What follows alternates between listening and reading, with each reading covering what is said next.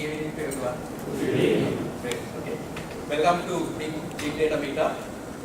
Just to understand the audience, have you come for Big Data Meetup before? Just raise your hand if you have come before. So you know that we had this meetup before, right? But unfortunately we couldn't continue for various reasons. So somehow this has been reinitiated. So first of all, we must thank Tarindu. He's the one who reinitiated all of these things. He coordinated, he organized all of these things. So thank you very much, Tarindu, for reinitiating this Big Data Meetup. Okay. Again, I want to understand the audience. Raise your hand if you're a student of any university or institute. All professionals. Okay, great, right. So let me explain or let me tell you the agenda, what we have planned for this meetup. As usual, we'll be having two sessions. So the first one will be delivered by Dinesh Asankar, and the second one is going to be a panel discussion.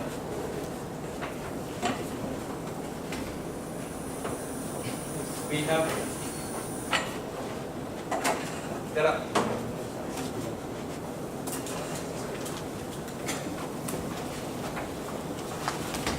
Okay, the second one is panel discussion.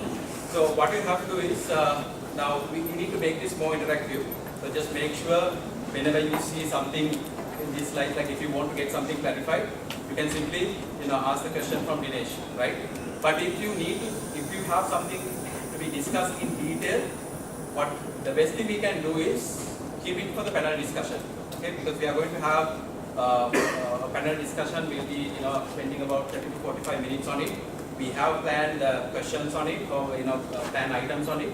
In addition to that, if you have something to be discussed in detail, keep those questions for the second session. Okay, right. The first session will be based on big data. Everybody knows about 3Ds related to big data. Raise your hand if you have worked with big data implementations. It can be okay, only few. So do we have to assume that most of you guys are new to big data? Yes or no? You have to talk. Okay, so in that case, we have to adjust your session based on it. What you have to remember is whenever we talk about big data, we always talk about three characteristics, 3Ds. Okay, I'm sure that everybody knows about it. But there are additional Ds to be, we have to discuss those additional Ds because some of the Ds are considered as most important Ds than the Ds we always highlight, right? So he'll be taking one of the Ds which we do not take or which we do not consider much, and he'll be working on it. He'll be talking about it, various aspects of it, right? That's his session. So make sure you ask question from him again for quick questions only, right? If something has to be discussed in detail, keep it, right? So that's the plan. So we'll start. Let me introduce Dinesh. He's Dinesh Asankar. He's a senior architect in Virtusa, and he's one of the MVP's most valuable professional, Microsoft most valuable professional in Sri Lanka. And he has experience over 15 years on database management system, BI implementation, big data, and he's a visiting lecturer at Sri. Okay. So he has a lot of experience on data, database management system, and big data. So I'm sure that he will deliver something really good for you. Okay, so please welcome.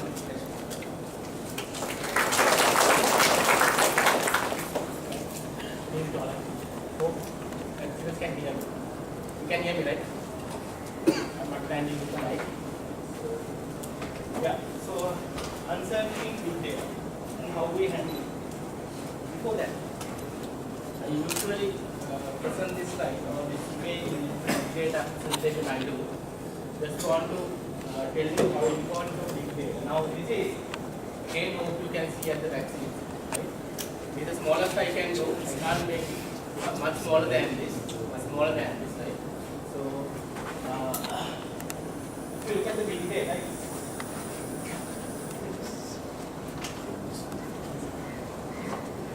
So these are all the emerging technologies. Right? So we have the internet of things, natural language, question answering, mobile health monitoring, likewise most recent type of emerging technology. Now look at where the big data is.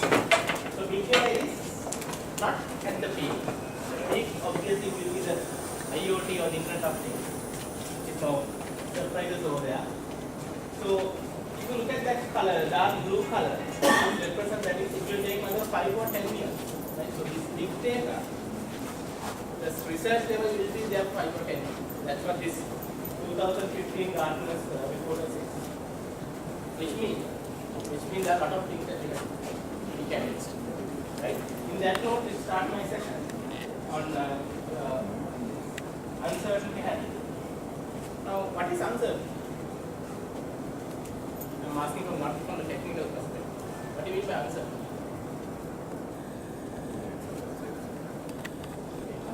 Right? So, now in computer science, uncertain data is that contains, it is deviating from the correct value. Right? It is deviating from the correct value. Or it is deviating from the intended value. That's two different. I might not be able to, I might not need the correct value, but I have the intended value. But uncertainty is, it's the deviate from the correct value or the intended value. Now, we always build models. Why we build models? What is the reason to us to build models?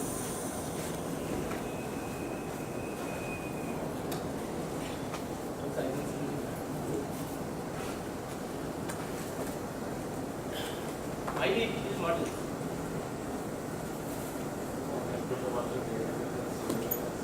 Simulate, right? To simulate the issues that we have, right?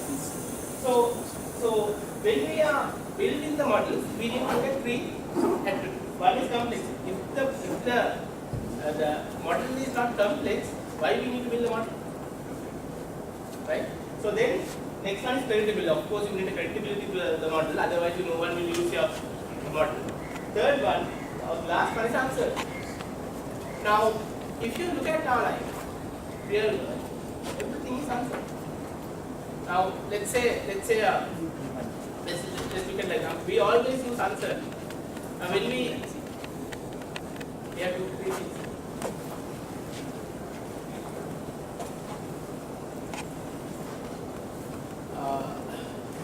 So, when we are referring to people, and we say good people, but when we are saying good, are we certain? We are not. When we are referring to bad people, are we certain? We are not. But when we categorize people like, and then when we want to make decisions out of it, if we have not taken that uncertainty into our database or data, we are making incorrect decisions. That's the whole point of this uncertainty handling. Right? We need to identify the uncertainty, and then we need to treat them and we need to handle the uncertainty so that our final decision will not be deviate from the model, so that model is more predictable. That's the whole purpose of this uncertainty handling. Right? So Dinesh was saying some V's. So there are some are saying 3 V's, some are saying 4 V's, some are saying 5 V's. So basically, there are 5 V's of big data, and out of those 4 V's are generated. That is where the 5 V's are 4 V's. Right? Now, 5 V's are obviously just since there are a few people who are not little new to big data, I will just go with them. Value, volume, variety, velocity, and velocity. Value is obviously we all know what value is. It might be statistical value, it might be event that we are recording, whatever, right? So now value is not relevant to big data, right? Any database or any database system will have a value. Volume. Now, so when we are saying big data, it's obviously we need to have a large volume, right? So it's when you are saying big, so when we are talking about tetrabytes of data, terabytes of data. Right? Large volume. The third one is variety. Now in today's environment, we are no longer dealing with one database system. We are no longer dealing with multiple database systems. You might have 3 database systems, and then you might have email. That's also your data. may not be classical columns and rows, fine, but that is your data. You have blocks, again, no rows and column stuff that we are used in years, but still that is your data. Your video streaming data, images, still the data, right? So you have variety of data. Velocity is, okay, you have the data, how frequently they are changing. You can have large volume of data, but if it is not changing, that is not a challenge, right? If it is static data, then there is no challenge for a big data professional. Other one city, two fields. Right, so that's another challenge. Now, last point is the one which is more relevant to today's discussion, that is veracity. Now, how do we know the captured data is correct? The data that we captured is correct. We are capturing data. Is it correct? How do we know that? Let's answer. Let's answer. Every day we capture from variety of sources in different velocities and in different volumes. We capture data. Fine. But we don't know whether this data is correct. I'll tell you a classical example. Now, this was in some blog or whatever. This is related to the IoT, the Internet of Things. Now, everything is connected in the Internet. That's what the IoT is all about. So, this example goes as they have produced some razors, and there is a chip in that razor. So, what the purpose is, they record the time. When you start the racing and everything, like the frequency, timing, everything. So they have done that. They have produced and they are getting captured data. But the problem is, you buy a racer from this type of racer, but it's a high value racer. You never use that racer. You give the racer to someone else. Now what has happened? You recorded this customer has bought this racer. That's correct. But ultimate user is not that particular customer. Someone else. Now you see the answer is there.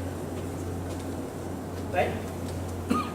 So this is a Sri Lankan example. In Sri Lanka we have this people who build house and they sell it. But in Sri Lanka most houses are bought by brokers. They are not the ultimate users. They buy the house and they sell it to someone else. In the system, it is recorded that this particular the broker has got this house. So customer is in the system, the customer is that particular broker. Right? It is not the case. Now, we all use mobile phones. How many mobile phones are registered under your name? Now, my mobile phone is not registered under my name. Right? It's under my sister's name. If they analyze these mobile phones with the gender, they get completely wrong data, right? It's under my sister's name. So these are the veracity issues we have, right? So on that note, let's move to the types of uncertainties, right? So one uncertainty is unable to measure. There are three types of uncertainties. One thing is unable to measure. Now, if you are working with databases, if something is unable to measure, we don't know, whatever we tend to the label that as a null value, right? But actually null is heavily misused in database sense. Now there are three types: undefined, unknown, and null. Right? Now undefined means you can't define. Now let's say you want to find out height of a tree. Now what do you mean by height of a tree? From the root to the very top or to the average, that you have not defined. That is undefined. Unknown means you can't measure.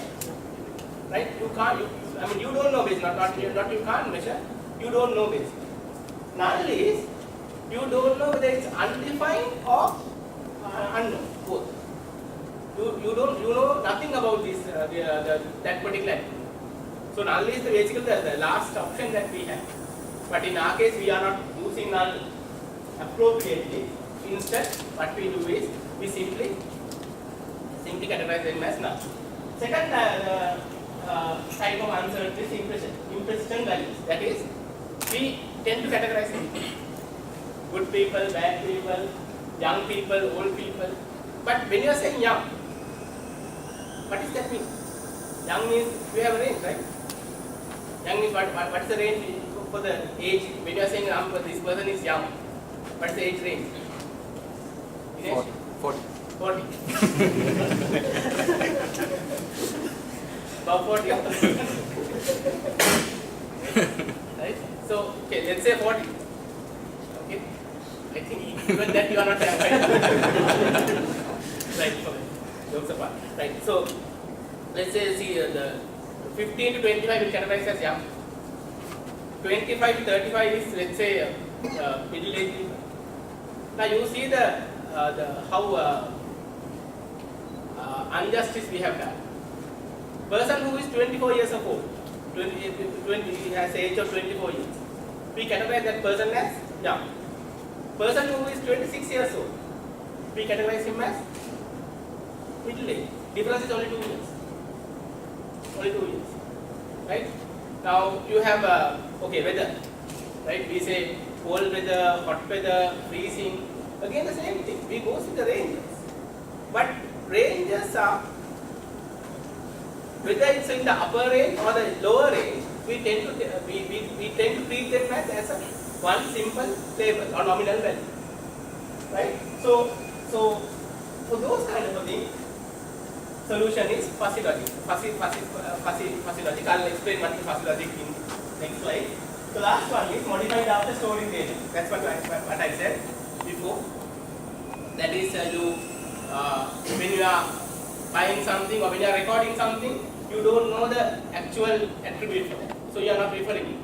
At later stage only you are referring, which is called indifferent member. In data warehousing terms, we call indifferent member. So in this point onward, I am talking about the second point, impressions values.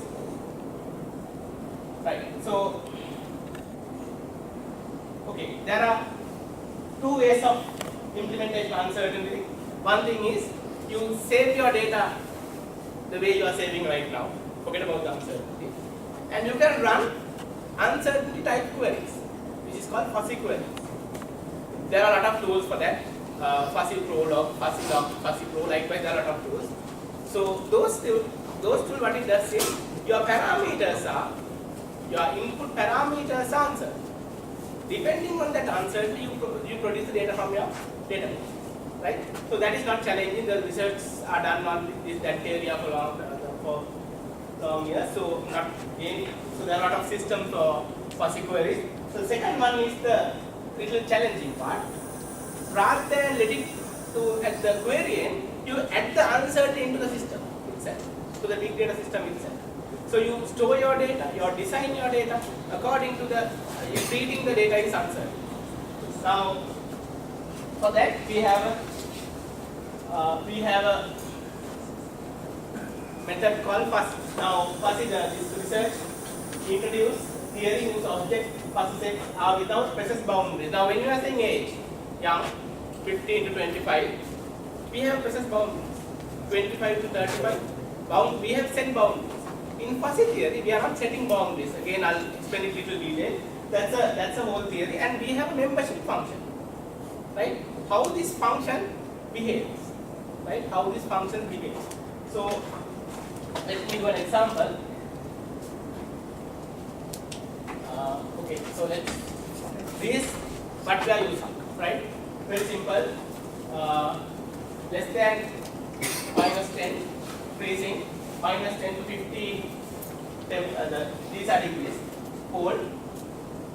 15 to 40 warm. Above 40 hot. Very simple. That's what we have been doing all these years. Correct? Right? Now, fuzzy is this. Fuzzy is less than -10.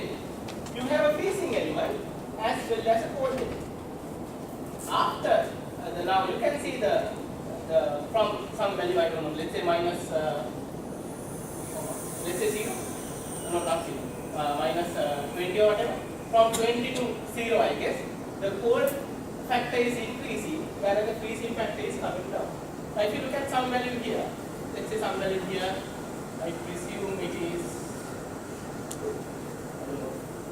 some value here. So in this value you have a warm element as well as hot element. So the boundaries are not same, right? So you have treated uncertainty to some extent. Again, I am not saying this is a very perfect model to handle the answer, but to some extent. I have example also. Minus.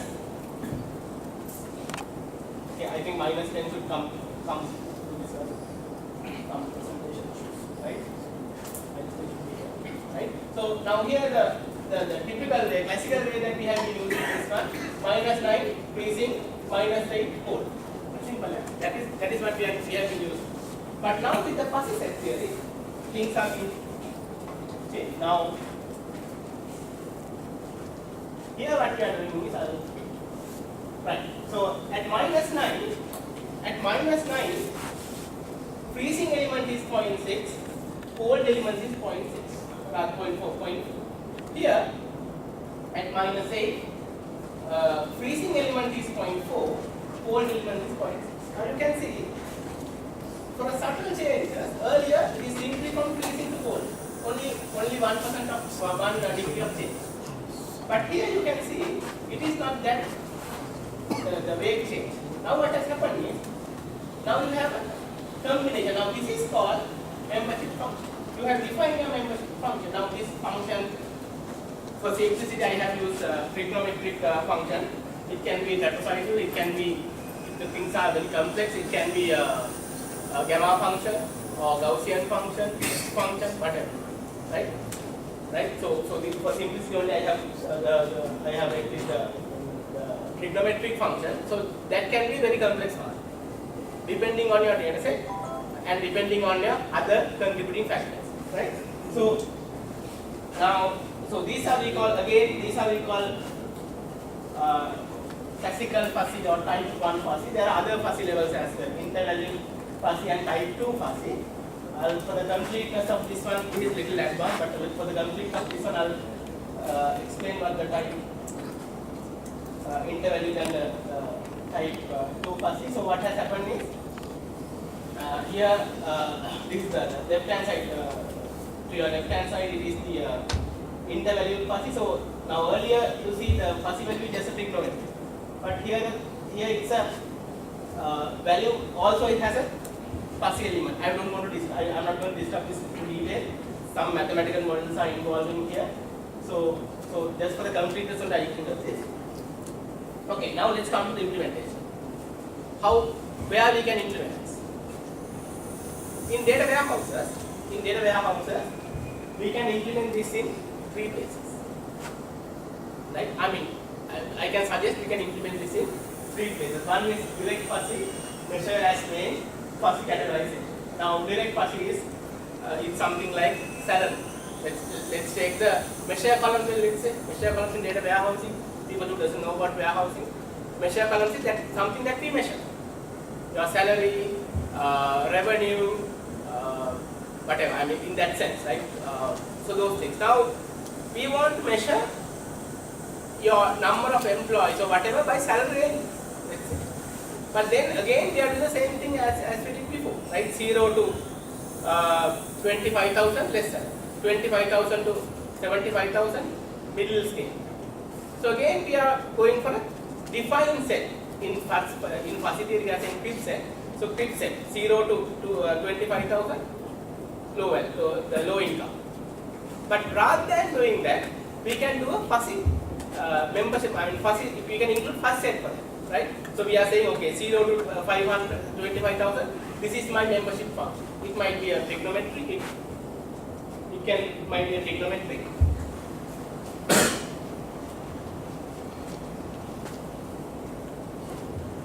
Yeah, it can be trigonometric or it can be Gaussian, whatever, right? So 25,000 to the 75,000 or whatever. Again, it can be anywhere. I mean, it can be any function. Right? So likewise, for the direct fuzzy, we can define your membership function. Second thing also, these measures as range. That's what I said. Age, the temperature, those kind of things. Again, we can go fuzzy. Now, last one is little difficult part. and difficult to implement, categorization. Now if I ask you, coconut oil, how do you categorize that product? Under which category? Coconut oil? What do you think? As what? Coconut oil, if you are asked to categorize coconut oil, what do you think? You put into where? Yes? What's the case?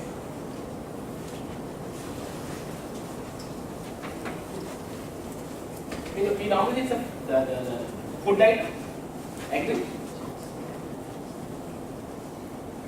But it can be a cosmetic item as well. Yes? Right? And during Vesak season, it will be media side. Now you see, uncertain. Uncertain. Right? You have, when categorization comes in, there are a lot of uncertain. Now if we analyze this and say, okay, food items are income is this. No, that is not. If you do this in Vesak season, right? If you analyze this in Vesak season, that is a complete, I mean, I'm not saying completely wrong, it is not very accurate. Right? So then you need to treat this categorization as well. Now, as I said, this is a difficult part to do. You need to do surveys to find out why people are using this product, right? Like, right? Yes. Sorry. Yeah. So that means it is science here, for example. Yes. For example, Yeah. so then as your curve, whatever that you use to figure out what the population is. Yes. So basically, you must understand that, Yes. and based on that, then we can get into which category to fall. Which category or which function you are asking? Like Which shape of the function? yeah, the shape of the function afterwards, where it sort of fits. Yes, yes. Now, actually, okay, I didn't go exactly. There are 6 methods, if I can remember. I think to identify how. Okay, now forget about this time variant thing. Now, how do you define the trigonometric, rhapsodical, or Gaussian? Right? There are 6 different ways of doing it. Now, likewise, your data set depends on time variant as well. Now, let's since you asked this question, season, right?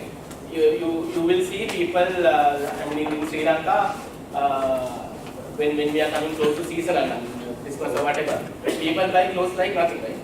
So, and that's also, in the weekends, sales goes very high. So, for the weekends, the membership function is different. Your weekdays function is different. You can go into the extent that it is in the night the function is different, in daytime the function is different. And those researches are not done, right? I mean, according to the research, the literature that I have done, the research hasn't gone into that level, right? So time variant and the date variants are not taken into consideration, right? But those are the areas that we can go into. Thanks. Right. So let me show you an implementation. This is a research paper done on this. Done to implement the fuzzy using these 3 types. So basically what they have done, this is very simple and very complex one. So they and also they have not gone into the details of that. They basically they have done the POC kind of a thing. So what they have done is, if you look at the product, very top, product popularity. So what they have done is, the product, what is the degree of popularity, right? Very popular degree and unpopular degree. It might be 0.1 likewise. So this is the categorization part, right? Relevance. Now this is what it's saying is, okay, the coconut oil, what is the relevant it is to be a food item or the other result, right? So degree of relevance. Degree of relevance. So likewise, okay, age, middle age, and now if you are designing a big data system, you need to identify what are the attributes that you need to implement first.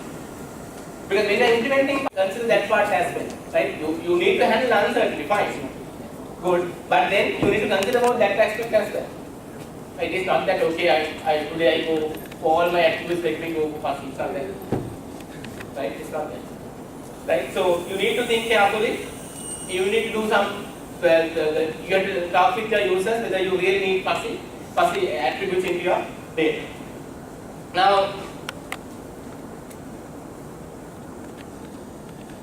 so improvements, but the improvements you can do. Okay, now the research done on this area are extend only to the table level only, that is row column level only. Now, people who are doing data warehousing, you all know that, or we are working with analytical data, we know that when we are analyzing data, it's not 2D, right? We tend to think about multi-dimensional cubes, right? The multi-dimensional cube. So cube or the multi-dimensional cube also need to adapt to this fuzzy learning or fuzzy set. Another important thing is now again this might be a little close to the people who know about data warehousing. Now we have a lot of slowly dimension types. If you read the Kimball's book, they have 8 types of dimensions, right? Type 1, type 2, type 1 slowly changing, type 2 slowly changing, type 3 and type 4 likewise. So we need to adapt those. SCDs also need to adapt to this fuzzy theory. So other thing is in warehousing or in this big data, we are not simply presenting data to the users. We have KTX features, we have slicing, pivoting, and we have slicing, dicing, so and so forth. So that's also fuzzy aspect needs to be brought into these aspects as well. And this, as I have been keep on telling, as Darshan asked, dynamic member function. Now member function in all the research which is done up to now are mostly dynamic membership function. It doesn't change with the time, it doesn't change with other attributes. Now sometimes it can be the case that okay, for some set of data attribute the membership function is different, for some set of data membership function is different. And also during the day night, as I said before, membership function should be different. So that those changes need to be adapted into this uncertainty handling. Now I don't know, for some reason I missed one point. I think I include that. Now there is a what happens is when we are implementing this uncertainty, being technical people, what we tend to do is we treat the uncertainty from the technical point of view. I'll give you a classic example. Darshan wrote this example. That we were dealing with a system where we need to amalgamate. Okay, basically the system, one system has users. Their production data is in one other system. Right? The HR data is in one system. Their production data is in one system. Right? So we are talking about here 120 odd users. So we need to map these users. Right? These are total to different users. One is on Sybase, right? Another one is on PostgreSQL. Now only way we can match these users are from their names. Right? We were able to match 101 users without any issue. Now we had 20 odd users, we can't. So then we use fuzzy lookup and fuzzy grouping. That is, we use Microsoft SQL Server integration service. There are two controls called fuzzy lookup and fuzzy grouping. We were able to match another 20 odd people. That is basically we have spacers, E for A, likewise small issues. So another 20 we were able to match. There were 3 people we can't match. Any guesses why we can't match? Those 3 people are there in the other system, but we can't match by their names. All 3 are ladies. All 3 are ladies. And all 3 are men. What has happened is, in one system they have changed their surnames. And other system they can't change it. PostgreSQL, so they can't change the name. Now, what we did was, his Darshan and me, what we did was, we simply put them into the unknown. Uncertain, we put into the unknown. So I still remember, we went into this nice report, and there was an unknown. So now what has happened is these 3 employees or the artists in that case were linked to some studios and reads and then whatever. So we have the aggregated report. So aggregated report, they have nicely London, and these reports are coming out. The last one is unknown. So someone asked from the client, who are these unknown? So we said unknowns are these three people. That lady asked, if you know them, how can they be unknown? Correct, right? If you know them, right? And at that time I can remember, we can buy from their names, we can remember them, those three, right? That much trouble we had, right? So we were. Now that's what has happened. We treated those uncertainties from the technology perspective, not from the end user perspective. She looks into from the end user perspective, and she thinks that there is some answer. It's very certainly you know that. Then we had a very how can I say, very small table, old name and this new name, done, right? So that's not answered. You can handle it very easy, right? So that's a trap we will fall into, being in the technical the field, being more focused on technical stuff. We tend to lose the perspective. We tend to lose that we have looked from the user's perspective, right? So uncertainty is not that technology cannot be the uncertainty factor. You should look from the user's point of view, right? So I have listed points somewhere in the presentation. So finally, quote from Albert Einstein. So far as laws of mathematics refer to reality, they have not certain, and so far they are certain that they don't refer to it. So what means is, many of the real world things are uncertain, right? So being technical people or being technical high skilled people, when we are modeling, we can't simply ignore the answer. Now what we do, if it's uncertain, we go and put null. Right? You can do that, basically assuming, right?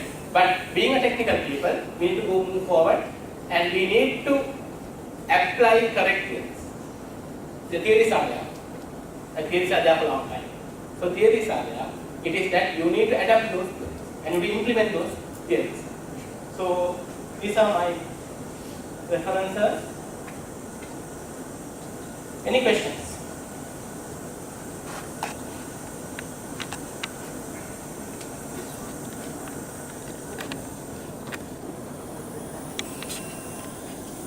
Anything you want me to clear? Nothing is clear. Yes?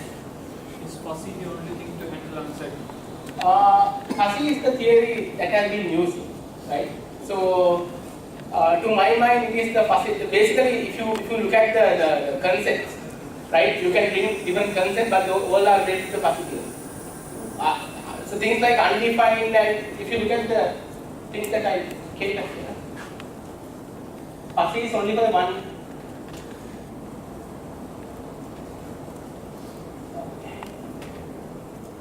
Okay, so fuzzy is only for the here, only to this part.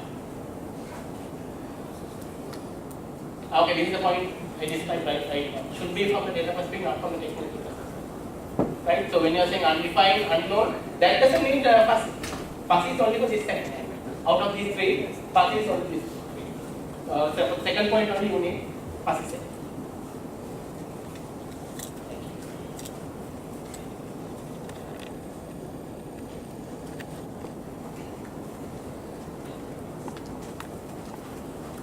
No more questions? Everybody works with data, right? So I'm sure that you have questions based on data. Don't worry about the language. Can you understand it? We have different languages. You can ask questions, Sinhala, English, Tamil.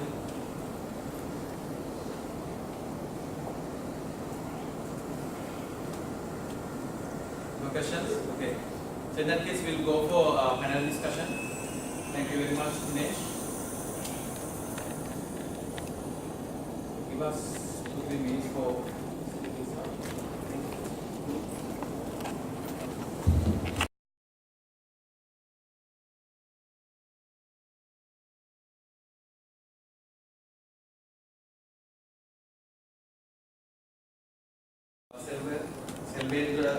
Selvaraj, did I pronounce your name right? He's a senior consultant at Virtusa, and he's heading all the big data initiatives in Virtusa. And he is of course a researcher on big data technology, so he has experience on various technologies related to big data. Third person is from WSO2. His name is Sris Kanagaraj Subodhyan. Okay. So he's a tech lead at WSO2, and not only that, he's a product lead of a product called Complex Event Processor. He has been working there for 5 years, and when it comes to his experience over all 5 years, he has been working on big data projects. So he has a lot more hands-on on big data projects, big data components, specifically on event processing. Okay. So of course, everybody knows about Dinesh Asankar. I have already given the directory part of him. But anyway, he's a senior architect in Virtusa, and he's one of the MVPs, most valuable Microsoft most valuable professional. Okay, so we'll start this discussion. I want questions from the audience. Okay, it doesn't matter whether the question is really tiny thing or it's going to be a very complex one. We love to hear from you, so make sure you ask questions. I know that when it comes to Asian audience, we are a bit reluctant to ask questions, right? But just make sure you clear all your doubts, get all your things clarified. So we'll try to make it more interactive. So I'll give you some time for preparation. In the meantime, I'll just ask one of the questions I have prepared for the panel. Okay? Right. So for their products, and especially when we try to do projects, and if you know that this project has database implementation, some sort of complex data processing, we try to add something to big data. Okay? So my question is, one of you can answer, do we really need to have this big data component in our projects? Typically when we have projects with data, or else we have just consider this as a sort of word or sort of component, all because of the marketing content. Okay? So just tell us the reality. You can answer this question. You need the mic.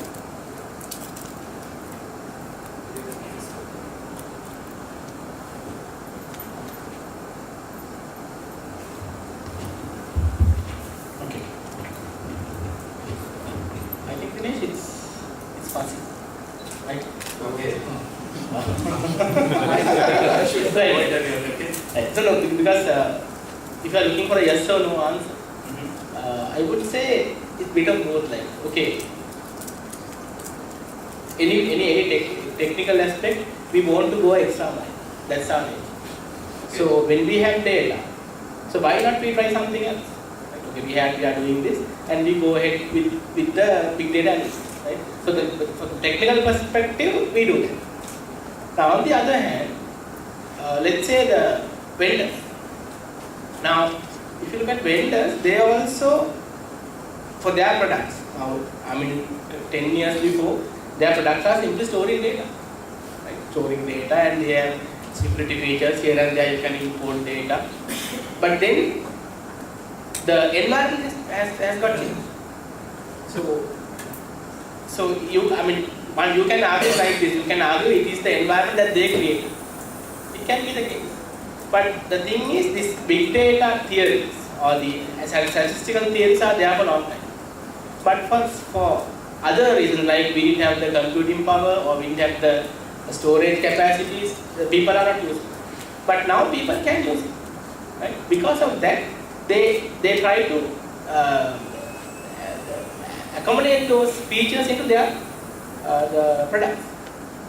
So it can be marketing. I don't say in this context of competitive environment that we have, they do their marketing stuff as well. You can't neglect that fact. That's true. But so there is a real need. There is a real need. And we have seen a lot of stories about the big data implementation around the world. May not be Sri Lanka, we might not have that much of implementation as we can speak very proudly. Because, I mean, that's I'm not saying that we have not done anything. But in other countries, there are implementation has done. So you can't say it's simply just the marketing, right? Marketing is there, of course, but then there's a real need for the big data implementation. Thank you. Any other answers based on that question? If you can add something. Yeah, just to add to that, like based on my experience, like most of the firms or the implementations that they need is not really big data, so they can implement using the simple database management system and everything is fine. But due to the trend, they also like customers like to get this big data. So we have certain scenarios like when they want to use a database service big data solution, they have to use five servers just to store like Cassandra, Hadoop and all of those. When you bring all of those big data stuff in there, it's a lot of cost for them. Like, but they always wanted that in the initial stages. But then we talk about the cost and everything. Okay, then if I can live with normal database, I'll go ahead and do that. So currently the computing power and everything is high. So big data is not really needed for a normal startup organization. But on the other hand, like when it comes to cloud and when it comes to against and if you're going to deploy your stuff on a shared system, in those cases it is all shared. So the data and the amount of data, that volume that you are playing with is high. Like even though you are not directly using those systems, but like if you are in the shareable system, then you have to store your data in the big data manner. And you have to think in that direction, how you can manage those data and how you can work on them. So even though you are a small organization, if you are very small, if you can't maintain your own database or a server, then you have to think of big data on that aspect. Thanks. Do you have any question related to that? Ladies, gentlemen, please. Yes. So essentially in my mind, big data is not essentially a technology driven thing, right? It's most for, in my mind, it's more about asking the correct question, and then big data essentially is something that will facilitate, Okay. right? As opposed to technology being there, we have to use technology and all of these, because there's a vast array of technologies, right? There's Hadoop, Cassandra and all of this, right?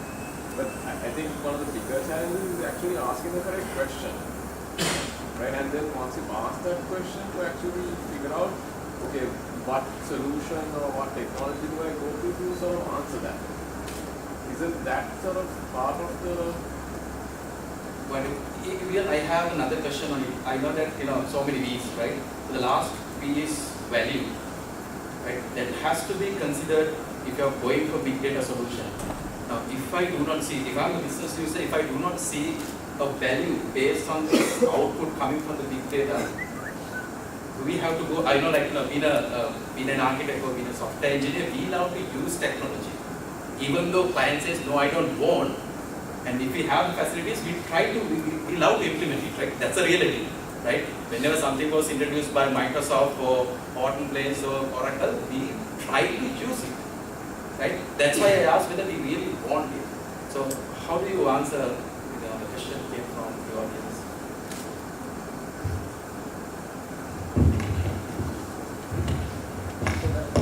The answer to your question is whether it's technology driven or there is a... See, the feeling I have is most of the time we think from a technology perspective. Yeah. But shouldn't we actually think from a business perspective and actually ask the correct question first and then figure out the technologies that are needed to answer that question? No, if you look at this way now, sometimes big data is finding out the trend that you don't know. In that sense, you don't know the question. So then you need to analyze and then only you can see what is your trend kind.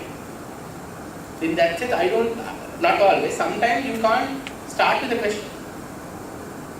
So it depends, right? It depends. Like it's like sometimes you can start with the question, sometimes you might have so you need to fix something. Let's say you have large volume of data and you need to identify pattern. I don't know whether you have seen the Learn in Asia, they did a research on mobile data.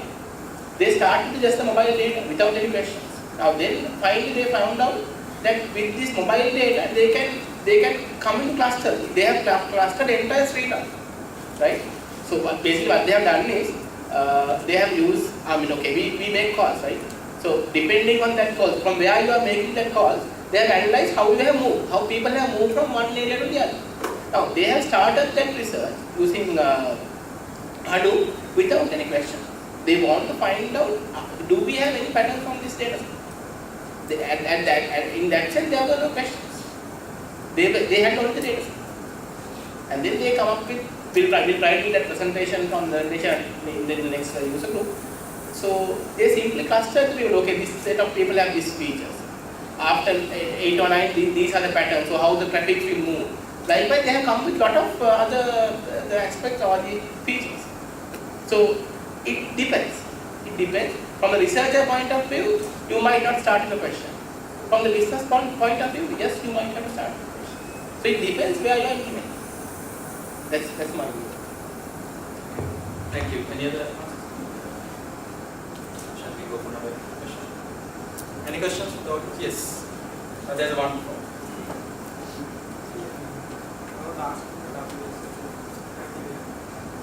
Okay. For a real-time search query, how we can use NoSQL database against the real-time search queries. For example, the CEP, database of the CEP, instead of HQ database or MySQL database, can be attached to the NoSQL database and can be increase the Excel speed that. So this is more towards technical of my product that you're asking. So actually, like I'll just give a briefing on what's that. So on big data, like his question is on like if you are going to do process data on real time, like every time when event comes, if something happening, I want to take a decision on that point onwards, like on that point that like I don't want to store that data and process it again. So on those aspects we use certain so we get those data and sometimes we look up in the database, like if I have the ID, I might check and get the data like his name, and based on the name I might take a decision, or based on his organization or something I might take a decision on whether I would allow him to get into or not, something like that. So on those aspects we have integrated real-time systems mostly with relational database but not with big data solutions like Cassandra and other stuff. The main reason is like if you want to query Cassandra or the big data items, it may not give you results instantaneously because they are a little slow when it comes to getting like the amount of data. We assume the amount of data is high and the results, the time the response time will be slow. But there are some optimizations on those cases. For example, you can get approximate values and so on and so forth to optimize the speed. But in generally, it takes a little bit of time. And the main reason is it's big data, and it might have lots and lots of data. So just checking a value on that is not practical. One question on the same the question was asked by the audience. Now he was referring NoSQL, so you were referring NoSQL on your answer, right? So it is always NoSQL for big data, or are there relational data for big data?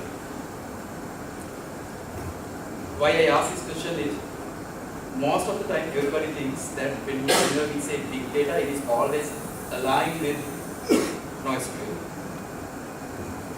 What's the factor?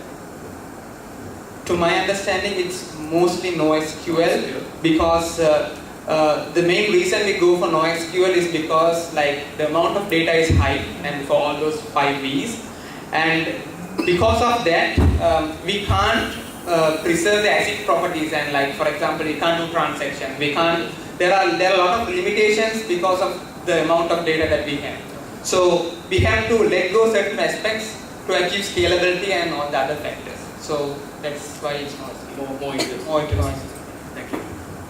Dinesh, and variety is high on NoSQL, so you can have that's the thing. So that is why people prefer big data for NoSQL. Thanks. Yeah, so when we are designing a system, are there any like technical parameters that we can take into account?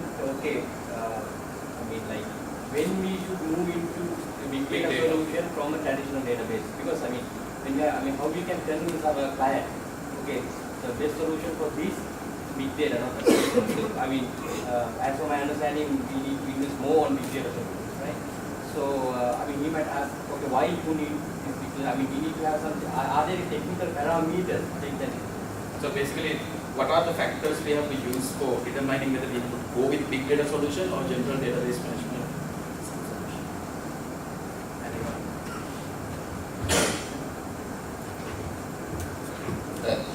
Actually, the big data system we determine, normally normal systems are better than big data system initially.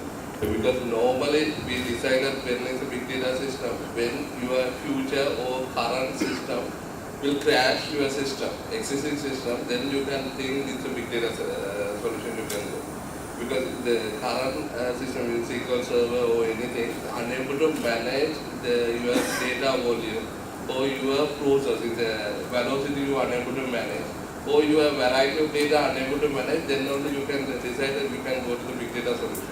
If so, your project, how you think, whether it's the short term or long term, that you cross the limit, then you can think that you can go to the big data solution. Thanks. Any other question? Yes. So my question is, for example, from telco, so we have issue with people churn. Okay, and then everybody blaming on the technical side. But I want to check whether it's because of the complete action. Right? So one way to do is read the SMSs, because people send the SMS when they buy a new SIM. So in that pattern, we can find whether our customers are moving to another telco. So, but issue is, most of the information right now we have stored, they are not anonymous. We can identify the users. So, in that case, if I go to the analysis, if I can find the report, but I can't present it because this data is not anonymous, I am reading the privacy information.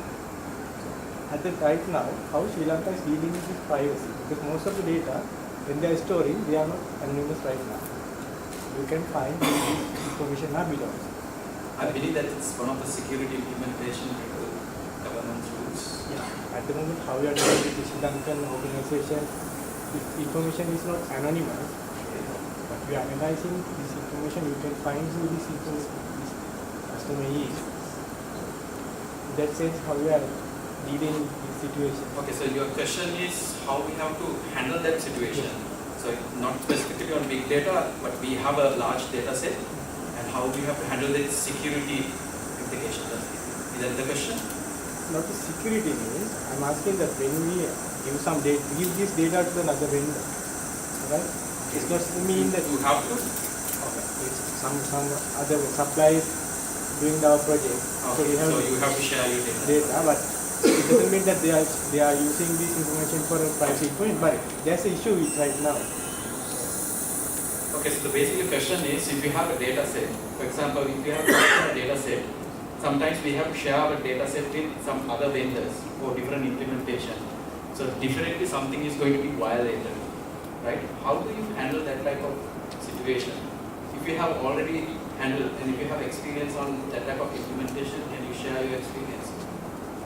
Legally, theoretically, technically? So I have worked with a similar scenario like in New York there is this yellow and black taxis. So there was a recent case, and due to the case the court has asked them to release the data. So what they have done is they have tried to anonymize the cloud relational databases. The second option that we have is to go for a big data solution. That is my first question. So if I have to go with the big data solution, then I did some research on the internet, like what you said, I googled it. And You can Bing too.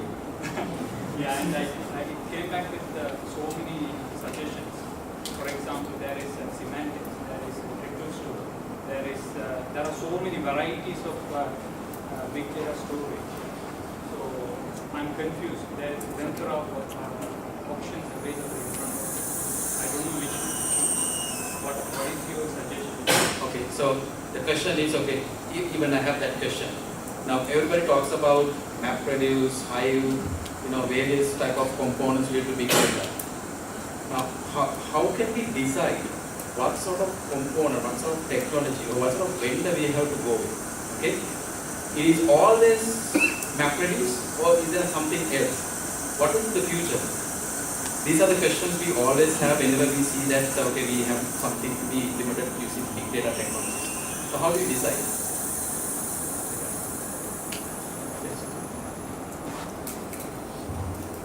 So in my opinion, like if you have 200 MySQLs and if you're going to put it all into one cloud, that's not a simple task.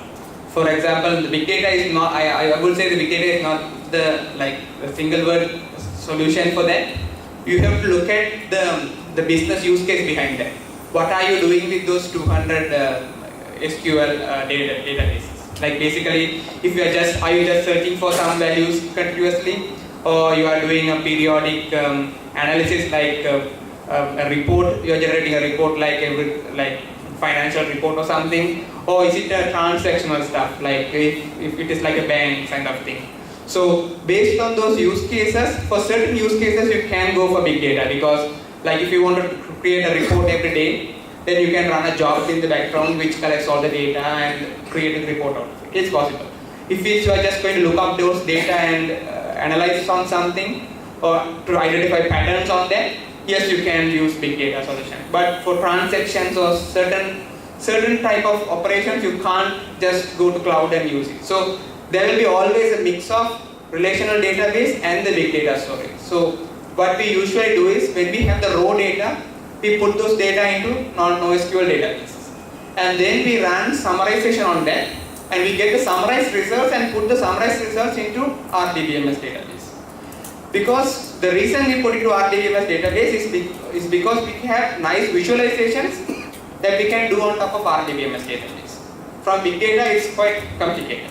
So the big data is there to store the huge data set where you can analyze Hive is basically like SQL. You can write queries, but those queries should be it's more of a MapReduce job. Like you are dividing the whole data set into parts. You are analyzing, like getting the sum, you are getting the sum of sums, and then you're basically getting the final result. So that is how it's done in the background.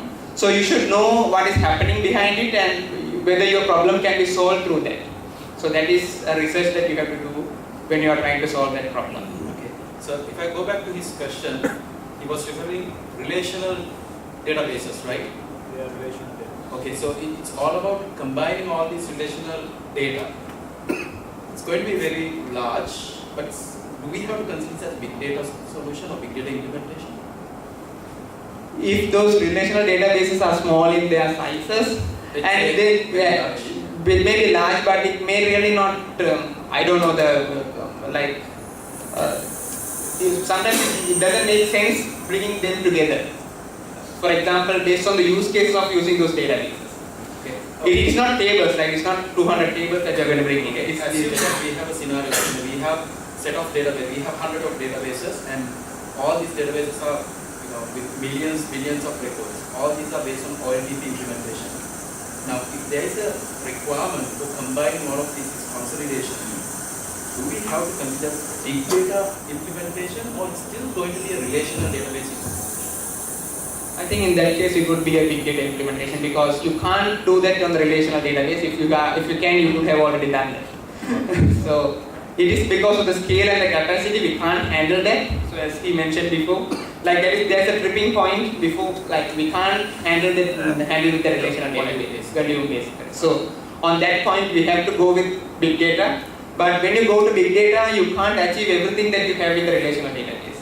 So sometimes certain operations might take long time, and your system should be like, you can't lock on the system to get the results. Like you might need to run the job on background and get the results up, like send an email, the results, things like that. So if you want instant results, you might need to have some summarized data stored in several places so that you can show the latest information from the summarized reports, but not always going to the big data set and searching for that. So you might need to come up with several workarounds to overcome this, but that's how it's handled.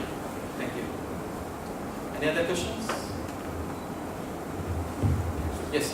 Okay, this question. So when it comes to big data, there are a lot of technologies like HBase, Hive, Peak, and now the Scoop and also the Sparkly. So my question is like, when you come as a new young guy, so how to choose all these technologies, and what will be the future trends of it? So let me repeat the question. Basically, there are so many big data related supportive projects, Hive, Storm, Peak, so many things, right? Okay. How we can select the best one for our solution? Again, like is it always MapReduce, or are there anything else that can be used with big data solutions? Yeah, so to my knowledge, like so the big data technologies are also evolving. For example, the initial hype on big data is Hadoop. Now the Hadoop hype is almost gone. Now people are going towards Spark, because Spark is an improved version of Hadoop. So there is an evolution on that. So we have to see, like if you take a project from where it is evolving from. So that might give you an understanding whether it's the latest one or not. And a lot of projects are on research level. Like they try to solve different problems there, but there are a lot of holes there. Like for example, like when it comes to Storm, there are a lot of issues on solving. So they are trying to build another solution with certain improvements. So it is under research, and there are a lot of development. So that's why you are trying to see that you are seeing a lot of implementations, and people try to solve different areas of big data, like different weeks through different of these. So that's why we have a lot of big data solutions. For example, on the area that I am working is real-time processing, which is the same thing like big data, but we try to focus especially on the velocity. Like we want to do things fast as possible, and the amount of data is high. So how we can solve that problem? So that is not Hadoop or Spark. So that is not going to give the best solution for that, but we go for Storm and things like that. So there is streaming analytics, there is batch analytics. So there are different type of analytics for different reasons. So based on that, you have to pick on those data on them. But in general, like if you want to start as a newbie, starting with Hadoop or Spark will be a good start for you to understand what it does, and then you can explore into different other areas. Maybe if you are already familiar with SQL, maybe you can use Hive with Hadoop. So Hive is a way of writing how the Hadoop should work. So you can also program in Java and put it to Hadoop so that your MapReduce job will run on Hadoop.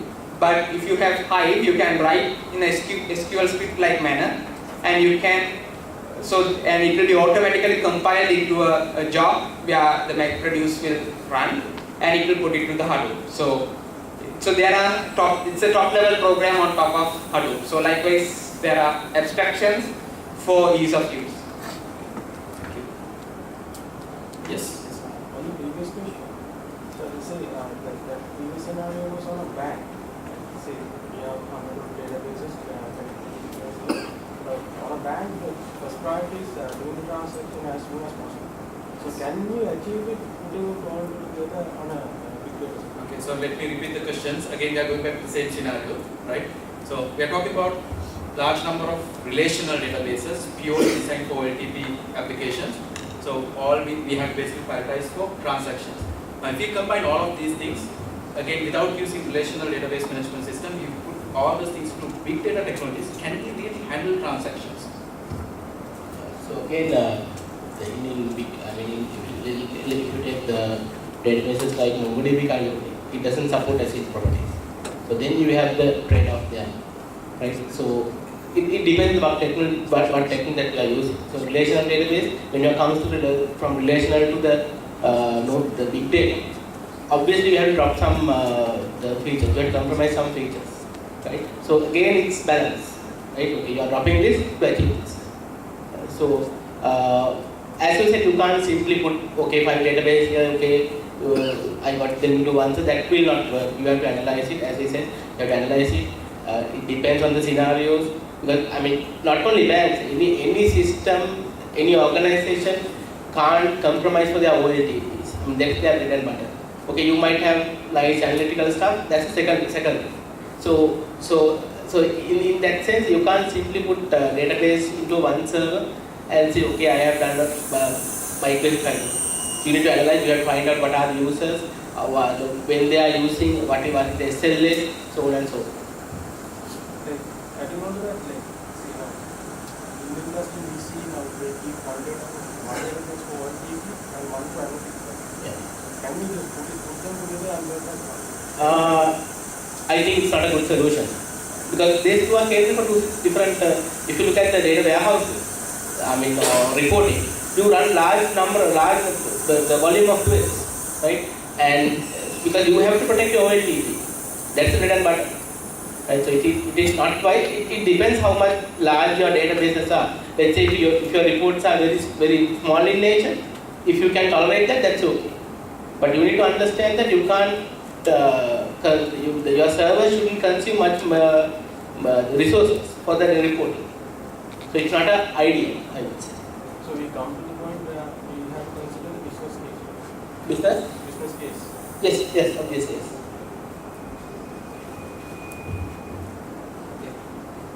Good answer. Any other question? I have one more question. I'll ask that question. I'll try to get one more question from you. So you have no issue with data and big data, relational data? Yes, of course. Yes. Now, let's say, okay, we have got all the qualifications required for a job or whatever in big data. Now, after following these said courses, Okay. now, does those courses, are there any place using the skills that you have acquired already for you to do some practicals? Okay. Real world practicals online or So your question is basically, in order to do these courses, do you need to have different set of skills, or Yes. is there a let's say you have already acquired the technical skills by following these courses. right? So how can you keep on practicing these courses, whatever the skills? Are there anything available? Okay, online? so the question is basically now, let's say you have learned, MapReduce, Hive and all of these things, where I can apply for continue with my studies. So in other words, what he's asking is there any available repositories where we can use for our practical? Are there any platform we can simply use without paying? Okay. I'm sure that you want to add that part, right? So are there any platform where we can use for testing all of these things? I know, Microsoft provides some sort of facilities, but it is limited. Other than Microsoft, you recommend or?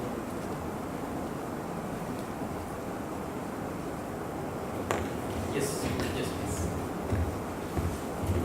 Yeah, first of all, it's nothing is free. It doesn't indicate that you don't have any chance to put things that happen in practice. In that scenario, it's okay. So you follow courses, you study things, and you have some sort of knowledge. And there are free data sources, right? Some sort of big, but not really. But you can still put those big data technologies into practice, right? I have gone through this data science course in Coursera. So they are giving some hints and also some data sets, Okay. right? So using their during the particular period, so you can use their platforms to test those data and study what you have learned and get more skills.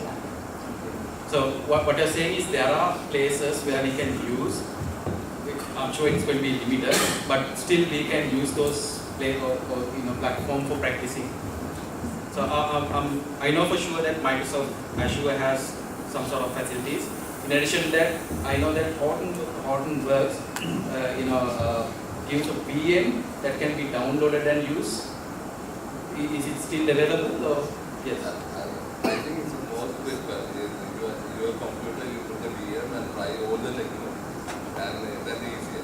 Even small data, you are able to write the program and write the MapReduce or whatever you are seeing. All the things you can test it. Only your challenge will come and whether you are able to handle the big data.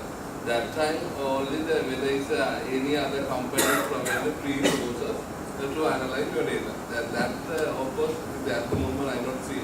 But if you have little money, you can get the Amazon. Can you define little money? No, because we tried actually in one of our projects, the main initiative to reduce the cost and do the better analysis.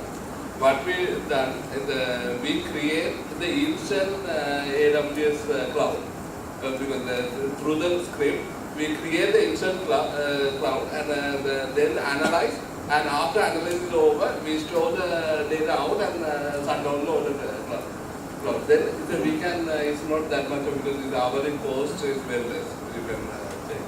So there are platforms available.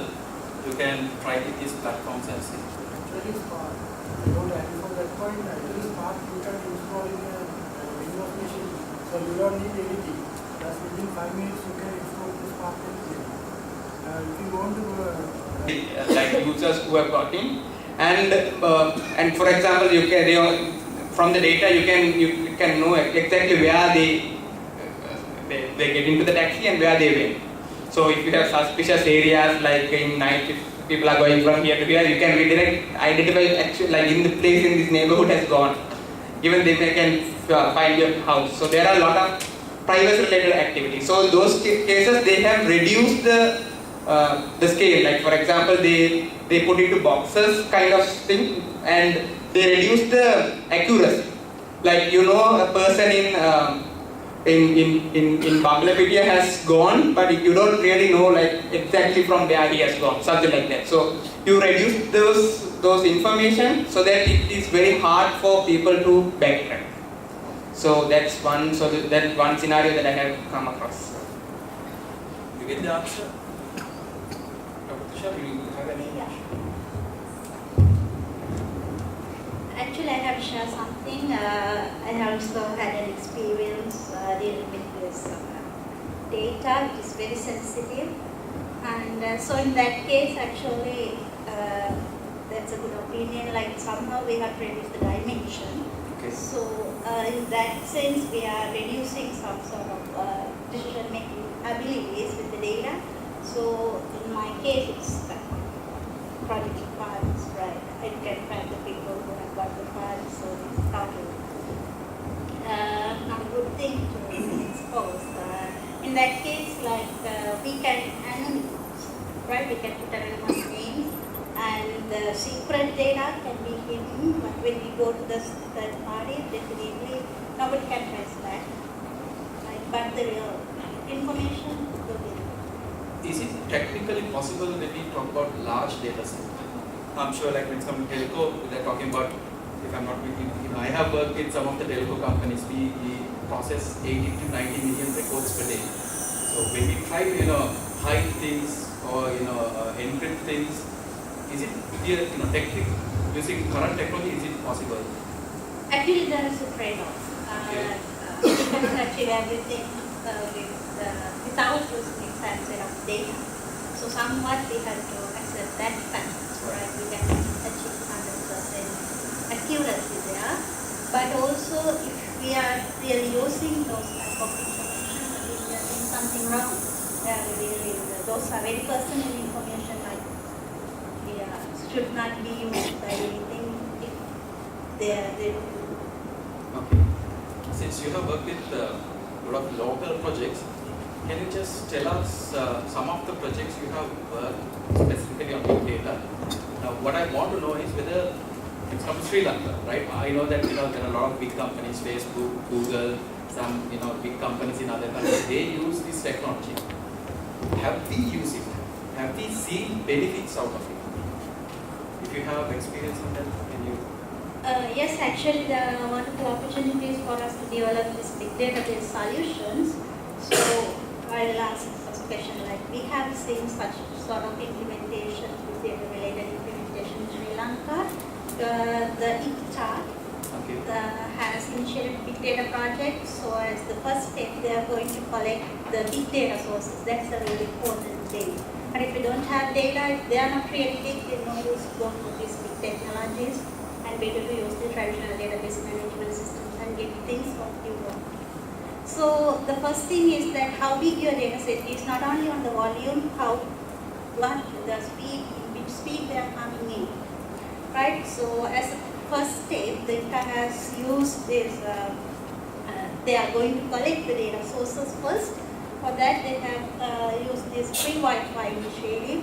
Right, you might have experience in everywhere you go, there's Wi-Fi facilities, right? It's free, so you might use it. Remember that. So what you're saying is we should not connect with the Wi-Fi. No, I don't think so, because that would be the failure for their project. So definitely use it. According to the information I have got, right, they are going to use this, the usage behavior of these technologies for the transporting, but measure the quality of the transportation. Right? So definitely they will be use these things in the future, but I'm not ready. Still it is being done, or? No, they're still good. Yeah. Okay, that's still continuing. Yeah. So still we have not found any specific significant pattern on No, because just to make sure that we don't use that's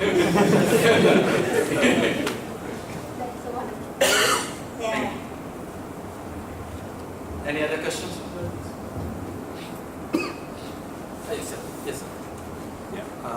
I'm new to this world of big data, so I want to somehow learn and master the subject. Could you kindly guide me throughout? Guide me in sense, what is it that I should study on this? How you have to prepare yourself for. Exactly. Right. Who can answer that? Okay. The question is basically this. Now, if I really want to, like, I might have worked with general database management system. I might be having sort of experience on the programming or with different languages. Now, if I really want to work with a big data solution, how I have to prepare myself? What are the if I have do I have to go for certification, or do I have to learn specific subjects, or do you have to go for specific institute? What are the opportunities we have? I think I can answer this Okay, question. Actually, the big data analytics, right? The big data always goes with analytics terms. So if you dig into deep, so you'll definitely find out that the technology we are using for big data analytics that's not different from what you have learned from your undergraduate studies like statistics, mathematics, prediction, right? So you may need some database knowledge, but it's, if your data is really big and it's coming with high velocity, a lot of uncertainties is there, and definitely you may not be able to store them in relational databases, right? The values are uncertain, right? So in that case, how do we use this fuzzy logic and also this artificial intelligence, machine learning techniques, pattern recognitions? So all these are interrelated. So big data, there are theories, the fundamentals, right? So what is big data? Like you have opportunity to learn about it today. If you want, you can dig into deep and you can find out what type of technologies will be used to analyze big data. So what sort of information you will be generated, right? So it is not a thing like because of big data is a buzz, very popular term, everybody is talking about it, I should go for it. Actually, you might have gone there, but you really don't know because you might have used these statistical machine learning techniques, how to recognize the patterns. So it's just about coming with lots of data set in high velocity and high velocity. There are functions, many ways to find. So are there specific certifications for big data? Yes, actually there are some certificate courses, post-certificate courses related to this data science thing, because big data is a particular area, so it's better to go with that. And the big terms like identification is to So survive. if I want to go for one of these certifications, what is the procedure? Are there any institutes or universities Yeah, now the universities have started to provide these courses. So they are starting to conduct courses. And also I have seen lots of, not in Sri Lanka, lot of foreign universities, they have started their PhD programs in data science. So totally related to big data and different technologies. And also they are recruiting lots of lecturers, assistant professors, just to teach big data and data analytics, data science. So you can see that how they are preparing for the future. Okay, that's great. One more question on it. If I do not know anything about big data, what should be my first step? It's a good question, like you don't need to have Google. And just adding on this question, normally my view is the big data is, or not only math, because it's a lot of programming involved.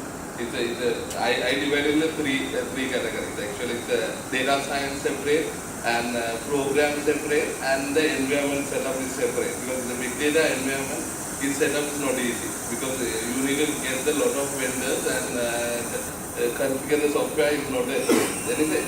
But both are different skills. So you can't find a mathematician with the software development skill very difficult. And the software guys with the mathematics is again a difficult. Therefore, even industry now only matured, it is later, because even in the foreign you can see data scientist is a different role.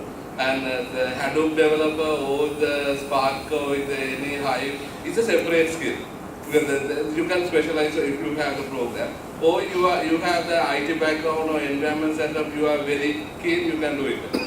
And if you want the free courses, you can, the Coursera is a very the site you can go and log in free video courses, you can machine learning to data science to everything is there.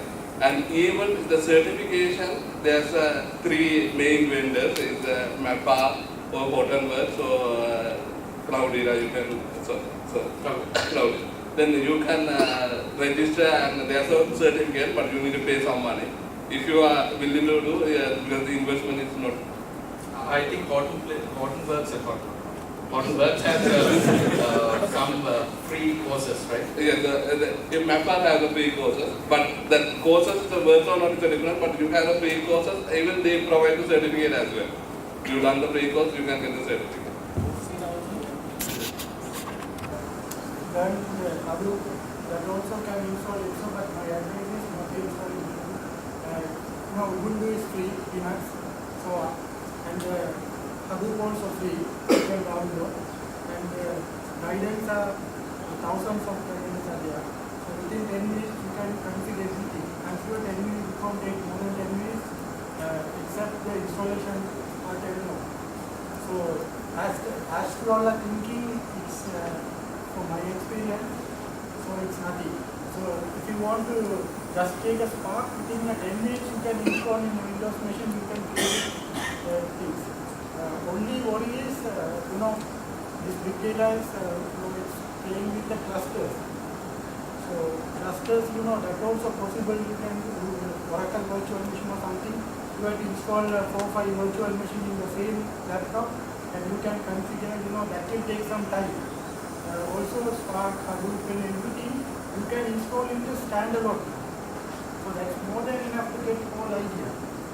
Okay, if you want to learn Yarn or Mesos or something, cluster management things, except that one, everything you can learn in your laptop. So if you have at least 18 memory, is more than enough. Okay. Thanks. So yeah, so what you said is exactly correct. Also one more point, if you see the YouTube videos, around it's unlimited, all free. Okay, especially these Indian guys and all putting their their presentation for sale. So they will put mainly for the part 1, part 2. Also, it's unofficial. I like one more point. Even rural side, we have all the so like rural side, where you need to buy that also you can download freely. Okay. I don't need to check how. I don't think rural site allows you to download it. But I just telling everything is free. So why need to pay? Thank you, Ma. Thanks. Yeah, so I would add to that. So like in WSO2 we produce products. So one of that product is called WSO2 DAS, Data Analytics Server. So the Data Analytics Server basically contains Spark and RDBMS solution and H2. So what we basically do is spec Spark and basically reship it with different clustering and better management solution. So if you want to do those basic Spark, you can download Spark and try it out. So we also do ship it in that way for our own support and customer scenario. So that's also you can just start it and run it in your machine, or you can have 2 of those instances started running in cluster, so on and so forth. It can be managed within, and basically the bottom line is you can learn everything from your laptop. So that's the understanding. That's great. Okay. So I don't think we have more time. So I'll ask my last question. Okay. Are there any, everybody says we have to go for big data, right?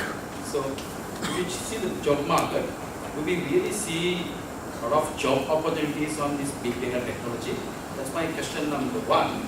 And second question is, can we earn a lot from learning things? I mean, if you can't earn things. So first question is basically, what you can say about job opportunities? You want to earn more. Okay. Job market, I can't say it's everywhere you have jobs, right? I don't think you have in Sri Lanka. In other countries you have the data scientists in organizations. So we have not come to. I think you are referring to Sri Lanka. Yes, specifically. Yeah. So in Sri Lanka, I'm not seeing that market opportunity for the big data as a job. But in the research area, you have big opportunities, right? So as Dr. Tushar said, there are a lot of opportunities for people to work in other universities and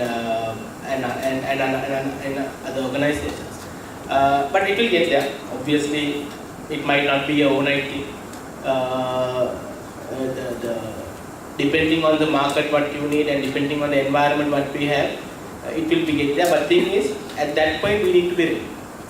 So you can't wait until I'm learning big data until when there are jobs. And by that time things will be different. So you have to be ready now, right? So you never know, right? You never know if there are two years down the line, the market will be open to in big data. So the second question, okay, that I can't answer now. So I said 2 years. If you just tell us what would be the I have seen many articles, many books. What they say is if you go for this technology, you will be one of the person who earn a lot, right? Yeah. So it's been mentioned in almost everywhere. Yeah. If you look at the other countries, the data analytics people are getting more money. That's the reality. So I don't think there won't be any change here in Sri Lanka as well. We don't know. We have other issues in the IT sector is coming up. Yeah, so I don't discuss anything. Right? So provided forget about those things, and so we will have market opportunity. So then thing is we have to be ready. So let's forget about what will happen in the market. Be ready with let be equipped with the right tools and technologies and theories. Thank you. Right.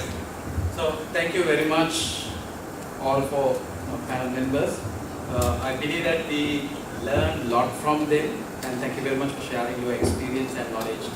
So we have prepared a small but really valuable gift for you. Okay. So let me invite Dr. Janaka Vijayanayak from the University of Kelani to hand over this.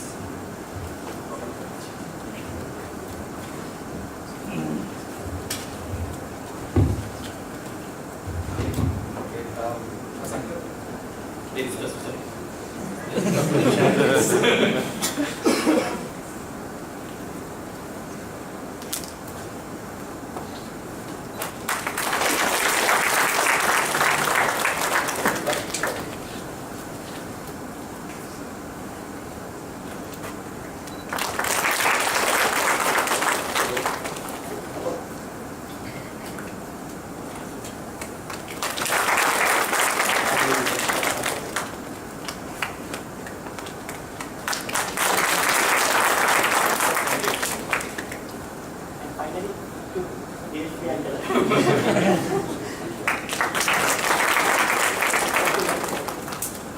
Okay, I have to make a couple of statements. Okay.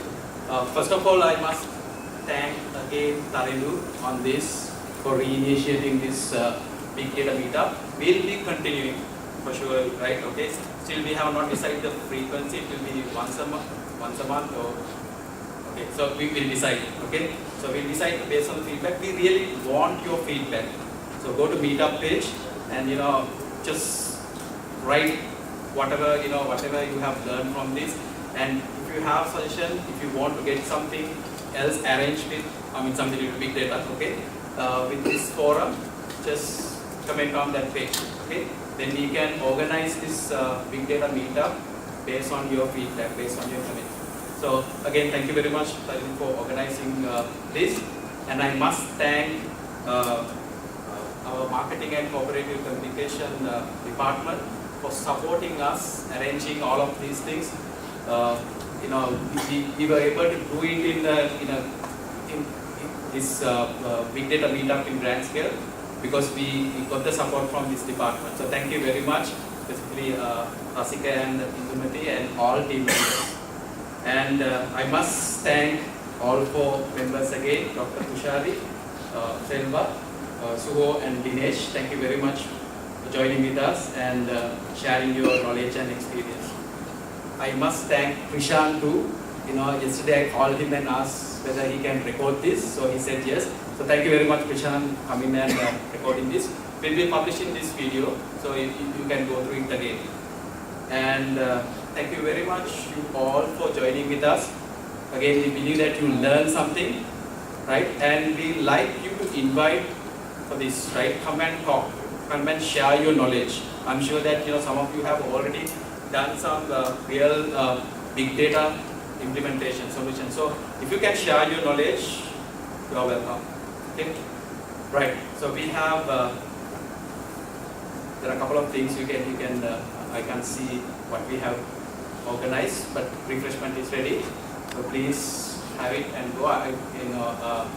We expect you to see again, right? We'll be announcing the next meetup soon. So I hope you will be joining with us with the next meetup. Thank you very much.